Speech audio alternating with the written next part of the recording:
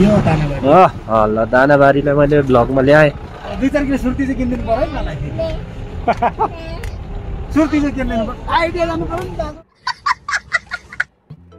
कच्ची बाटोको यात्रामा गाइड हामीहरू आज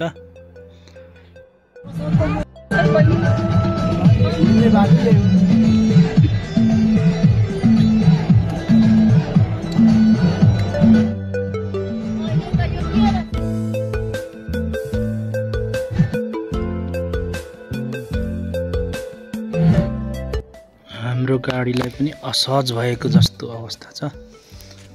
गाडीको बाटो अलिकति डेन्जर छ गाइज हामीहरू अहिले यात्राको क्रममा गाडी फसेको अवस्था छ पुल्डुङ सिन्देको पुल्डुङ निस्क्यो मध्य पहाडी मार्ग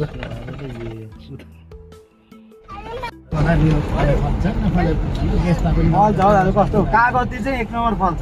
पानी चाहिँ पुग्नु पर्यो होइन हाम्रो बाउलाई धेरै नदिनु होइन हाम्रो बाउलाई धेरै नदिनु पानीको लागि 2-4 किलो सुर्ती किनिदिनु अब काका हो भन्नु पाइप लानु त्यहाँदेखि तन्काएर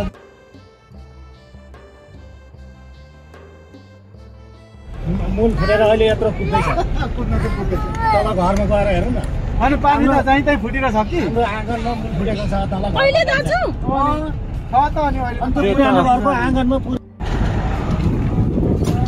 नमस्ते चाहिँ भन्नुहुन्छ भने फेरि कति फुट्यो तालै पछि हामी नै बित्यो त्यो पानी राख्दा नमस्ते के भन्छ हामीलाई भनेको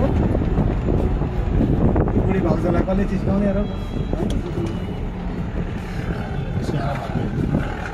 सँगै लाग्ने गरी कराउँछ अनि फोनमा अनि काउन्टर मान्छे ल्याएँ त दानाबारी यही हो दानाबारी चाहिँ अपना ल्याउँछु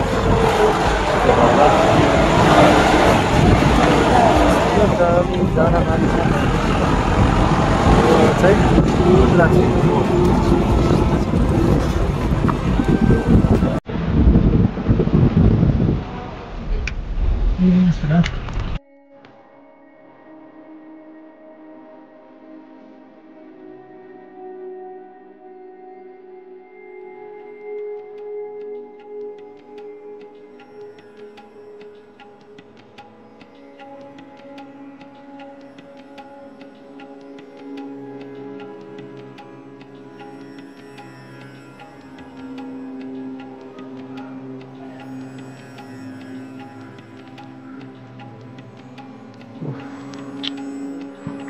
शान्ति बजार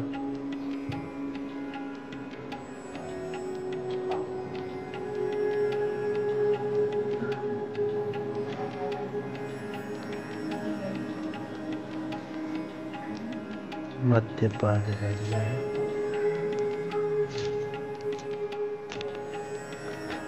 हाम्रो छोरीलाई हेर्न जाँदै हस्पिटलमा यहाँ कार्यरत हुनुहुन्छ